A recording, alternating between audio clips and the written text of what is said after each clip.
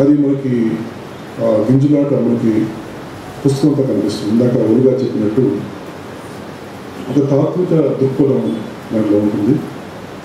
అది త్రూఅవుట్ నేను చదివాను పుస్తకం మొత్తం ఏకదాటన చదువుతూ పోయాను. రెండవ ఉద్దేశం తను ఇందాక చెప్పినట్టు చేదబావి, గిరకలిన చేదబావి, దండం మీద ఆరేసిన బట్టల తాలూకు, పచ్చి బట్టల తాలూకు. అంటే దండం మీద బట్టలు లేవు, అతని జ్ఞాపకం. అంటే ఈ దండం మీద బట్టలు ఆరేసేవాళ్ళు, పచ్చి బట్టలు అనేది. అలాంటి చాలా ఇమేజెస్ అట్లా ఉన్నాయి. నిజంగానే నలుపే చిత్రాలుగా, నేను అబ్స్ట్రాక్ట్ పెయింటర్ కాబట్టి చాలా చోట్ల నాకు పుస్తకంలో అబ్స్ట్రాక్ట్ పెయింటింగ్స్ కనిపించాయి. అంటే రవి అబ్స్ట్రాక్ట్ పెయింటింగ్ కూడా చేస్తే చాలా డబ్బు సంపాదించవచ్చు, అమెరికా చాలా డబ్బు సంపాదించవచ్చు. అంటే అబ్స్ట్రాక్ట్ పెయింటింగ్ అంటే అదేదో పూర్తిగా ప్రజలకు దూరమైందని, వేరే ప్రపంచంలో తిరిగాడదని, మనకు సంబంధం లేదని అనుకుంటుంటాం. దాని గురించి చర్చ ఈ వివిధ సరైన ప్లేస్ కాదు. ఏమైనప్పటికీ ఒక మానసిక కోణం నుంచి ఒక వ్యక్తి, ఒక కళాకారుడు, కవి తనదైన దృక్పథం నుంచి తాత్వికంగా అత్యంత కళాత్మక దృష్టితో ఆ విషయాన్ని చూస్తూ దాన్ని రివీల్ చేయడం, దాన్ని బహిర్గతం చేయడం. అంటే కవి అయినప్పుడు కవిత్వంలో, కళాకారుడు చిత్రకారుడు అయినప్పుడు పెయింటింగ్లో.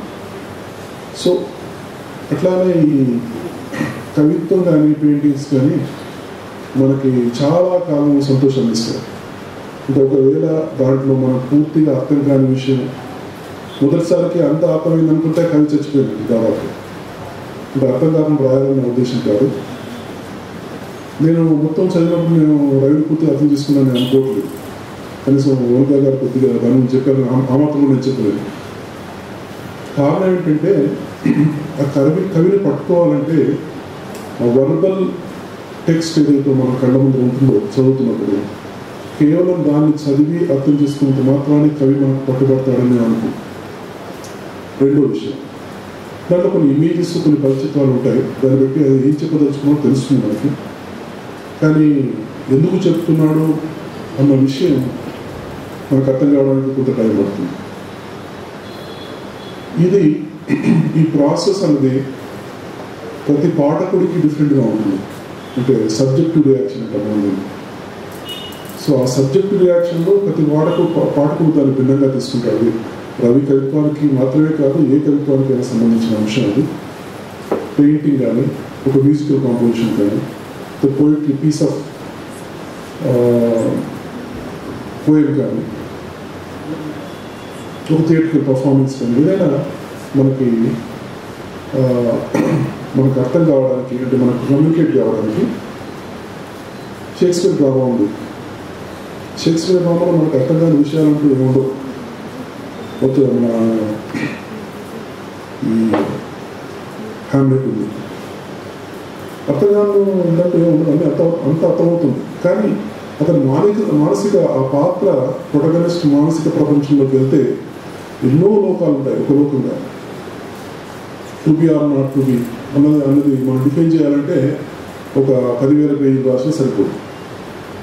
సో అలాంటి సందిగ్ధకరమైన అవస్థలు మనకు కూడా సిచ్యువేషన్స్ మనకు కూడా జీవితంలో తారసపడుతుంటాయి.